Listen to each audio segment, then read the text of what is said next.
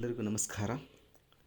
ಮಹರ್ಷಿ ಪತಂಜಲಿಯವರ 15ನೆಯ ಸೂತ್ರ ದೃಷ್ಟಾನುಶ್ರವಿಕ ವಿಷಯ ವಿತೃಷ್ಣಸ್ಯ ವಶೀಕಾರ ಸಂಜ್ಞಾ ವೈರಾಗ್ಯಂ ಎನ್ನುವುದನ್ನು ನಾವು ಸ್ವಲ್ಪ ವಿವರಣೆಯ ಮೂಲಕ ತಿಳಿದುಕೊಳ್ಳೋಣ.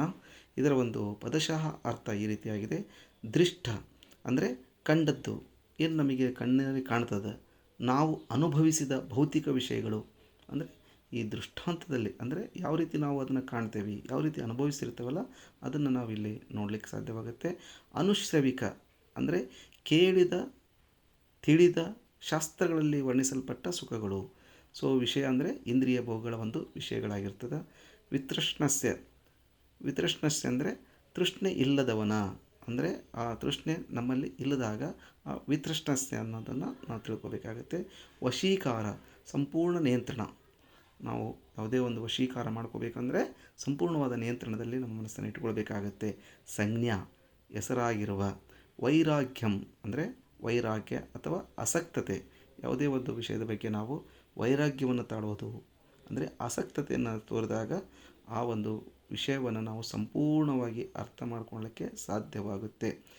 ಕಂಡ ಮತ್ತು ಕೇಳಿದ ಎಲ್ಲ ಭೋಗ ವಿಷಯಗಳ ಮೇಲಿನ ತೃಷ್ಣೆ ಕಡಿಮೆಯಾಗಿ ಮನಸ್ಸು ನಿಯಂತ್ರಣದಲ್ಲಿರುವ ಸ್ಥಿತಿಯೇ ವೈರಾಗ್ಯವಾಗಿರ್ತದೆ. ಸೊ ಈ ಸೂತ್ರದಲ್ಲಿ ನಾವು ವೈರಾಗ್ಯದ ಒಂದು ವಿಶ್ಲೇಷಣೆ ಅಥವಾ ಅರ್ಥವನ್ನು ತಿಳ್ಕೊಳ್ಳಿಕ್ಕೆ ಸಾಧ್ಯವಾಗುತ್ತೆ. ನಾವು ಏನು ಕಣ್ಣಾರೆ ಕಂಡಿರ್ತೀವಿ ಅಥವಾ ಕೇಳಿರ್ತೀವಿ ಆ ಎಲ್ಲ ಭೋಗ ವಿಷಯಗಳ ಮೇಲಿನ ತೃಷ್ಣೆ ಅಂದರೆ ಅದರ ಮೇಲೆ ಆಸಕ್ತಿ ಏನಿರ್ತದಲ್ಲ ಅದನ್ನು ಕಡಿಮೆ ಮಾಡಿಕೊಂಡಾಗ ನಮ್ಮ ಮನಸ್ಸನ್ನು ನಾವು ನಿಯಂತ್ರಣದಲ್ಲಿ ಇಟ್ಕೊಳ್ಳಿಕ್ಕೆ ಸಾಧ್ಯವಾಗುತ್ತೆ. ಆ ನಿಯಂತ್ರಣದಲ್ಲಿರುವ ಸ್ಥಿತಿಯೇ ವೈರಾಗ್ಯವಾಗಿರ್ತದೆ. ಸೊ ಹೀಗೆ ನಿಜವಾದ ವೈರಾಗ್ಯ ಎಂದರೆ ಏನು ಅಂತಂದನ್ನ ಇಲ್ಲಿ ಬಹಳಷ್ಟು ಮಹರ್ಷಿ ಪತಂಜಲಿಯವರು ಈ ಸೂತ್ರದಲ್ಲಿ ವಿವರಿಸಿದ್ದಾರೆ. ಲೋಕವನ್ನು ಬಿಟ್ಟು ಓಡುವುದಲ್ಲ.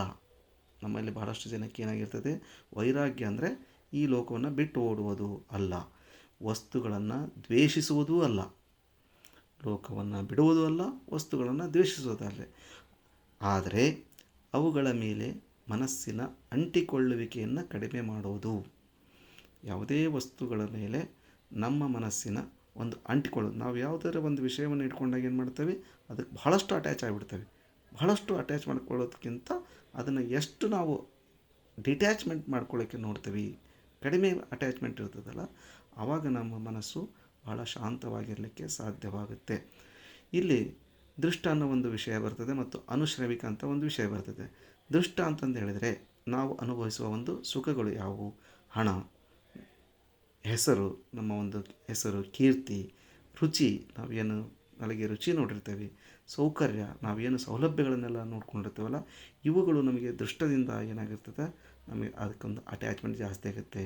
ನನ್ನ ಹಣ ಆಗಿದೆ, ನನ್ನ ಹೆಸರು ಇಷ್ಟು ದೊಡ್ಡದಿದೆ, ನಾನು ಅಷ್ಟೊಂದು ರುಚಿಯಾಗಿದ್ದನ್ನು ತಿಂದಿದ್ದೇನೆ, ಅಷ್ಟೊಂದು ರುಚಿಯಾಗಿದ್ದನ್ನು ನೋಡಿದ್ದೇನೆ, ನನ್ನಲ್ಲಿ ಅಷ್ಟು ಸೌಕರ್ಯಗಳಿದೆ, ನನಗೆ ಅಷ್ಟು ಕಾರು ಅದ, ಅಷ್ಟು ಬಂಗ್ಲೆ ಅದ.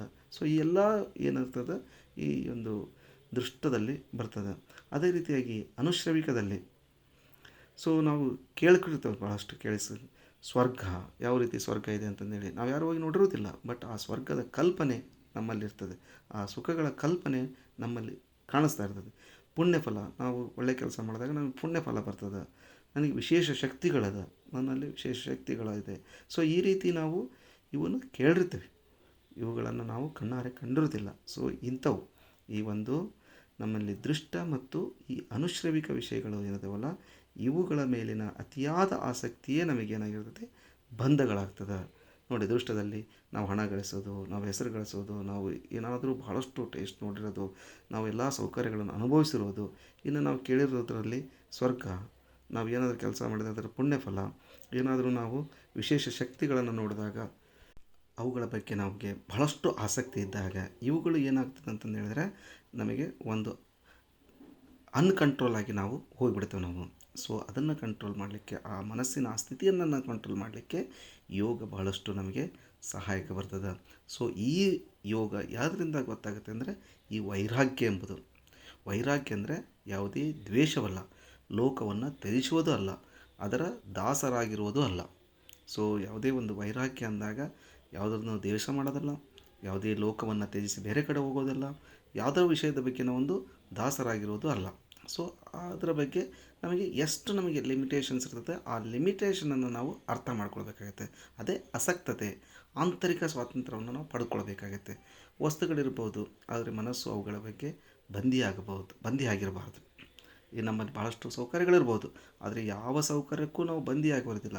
ನಾವು ಅದನ್ನು ಎಷ್ಟು ಬೇಕು ಅಷ್ಟನ್ನು ಉಪಯೋಗಿಸ್ಕೊಳ್ಳೋದು, ಅದನ್ನು ಅದರ ಪಾಡಿಗೆ ಬಿಡೋದು. ಸೊ ಇದು ನಮ್ಮನ್ನು ಭಾಳಷ್ಟು ಚೆನ್ನಾಗಿರಲಿಕ್ಕೆ ಅನುಕೂಲ ಆಗುತ್ತೆ. ಸೊ ಯಾವುದಕ್ಕೂ ನಾವು ವಶೀಕಾರ ಸ್ಥಿತಿಯನ್ನು ಹೊಂದಿರೋದ ಮನಸ್ಸು ವಿಷಯಗಳ ಹಿಂದೆ ಓಡದೇ ಅದನ್ನು ಒಂದು ನಿಜವಾದ ಶಕ್ತಿಯಾಗಿ ಇಟ್ಕೊಳ್ಳೋದಷ್ಟೇ ನಾವು. ಸೊ ಮನಸ್ಸು ಏನು ಮಾಡ್ತದೆ, ಯಾವುದರ ಒಂದು ವಿಷಯ ಬರುತ್ತೆ ಅದರಿಂದ ಓಡೋಗ್ಬಿಡ್ತದೆ. ಸೊ ಅದನ್ನು ನಾವು ನಮ್ಮ ಹತೋಟಿಯಲ್ಲಿ ಇಟ್ಕೊಂಡು ಅದನ್ನು ನಾವು ನಮ್ಮ ಒಂದು ಕೆಲಸಗಳಿಗೆ ಉಪಯೋಗಿಸ್ಕೊಳ್ಳೋದೇನಿದೆಯಲ್ಲ, ಅದು ಒಂದು ವಶೀಕರಣದ ಸ್ಥಿತಿಯಲ್ಲಿ ಬರ್ತದೆ. ಸೊ ಹೀಗೆ ಯೋಗದ ದೃಷ್ಟಿಯಲ್ಲಿ ಮನಸ್ಸು ಯಾವಾಗಲೂ ಇನ್ನಷ್ಟು ಸುಖ ಬೇಕು, ಇನ್ನಷ್ಟು ಅನುಭವಿಸಬೇಕು, ಇನ್ನಷ್ಟು ಭೋಗವನ್ನು ಹುಡುಕ್ತಾ ಹೋಗ್ತಿರ್ತದೆ. ಸೊ ಇದರ ಬಗ್ಗೆ ನಾವು ವೈರಾಗ್ಯವನ್ನು ತಾಳಬೇಕಾಗತ್ತೆ. ಈ ತೃಷ್ಣೆಯನ್ನು ನಾವು ಶಾಂತಗೊಳಿಸಿಕೊಂಡು ಮನಸ್ಸನ್ನು ಒಳಮುಖ ಮಾಡಿಕೊಂಡಾಗ ನಾವು ಬಹಳಷ್ಟು ಶಾಂತವಾದ ಜೀವನವನ್ನು ನಡೆಸಲಿಕ್ಕೆ ಸಾಧ್ಯವಾಗುತ್ತೆ. ಹೀಗೆ ವಸ್ತುಗಳನ್ನು ಬಳಸಿ ಅವುಗಳಲ್ಲಿ ಕಳೆದು ಹೋಗಬಾರದೆ. ಸಂತೋಷ ಹೊರಗೆ ಅಲ್ಲ, ಅದು ಒಳಗಡೆ ಇದೆ. ಅದನ್ನು ನಾವು ಅರಿತುಕೊಂಡು ಕಡಿಮೆ ಆಸಕ್ತಿ ಇದ್ದಾಗ ಯಾವುದೇ ವಿಷಯಗಳ ಬಗ್ಗೆ, ಯಾವುದೇ ವಸ್ತುವಿನ ಬಗ್ಗೆ ನಮಗೆ ಎಷ್ಟು ಕಡಿಮೆ ಆಸಕ್ತಿ ಇರ್ತೈತಿ ಅಷ್ಟು ಹೆಚ್ಚು ಶಾಂತಿಯನ್ನು ಪಡ್ಕೊಳ್ಳಿಕ್ಕೆ ನಮಗೆ ಸಾಧ್ಯವಾಗುತ್ತೆ. ಸೊ ಹೀಗೆ ನಾವು ಯಾವುದಕ್ಕೂ ಅಂಟಿಕೊಳ್ಳದೆ, ನಮ್ಮ ಬಂಧನವಾಗದೆ ನಾವು ಎಷ್ಟು ಬಿಡಲು ಸಾಧ್ಯವಾಗುತ್ತೆ ಅಷ್ಟನ್ನು ಬಿಟ್ಟಾಗ ನಮ್ಮ ಮನಸ್ಸು ಬಹಳಷ್ಟು ಹಗುರವಾಗುತ್ತೆ.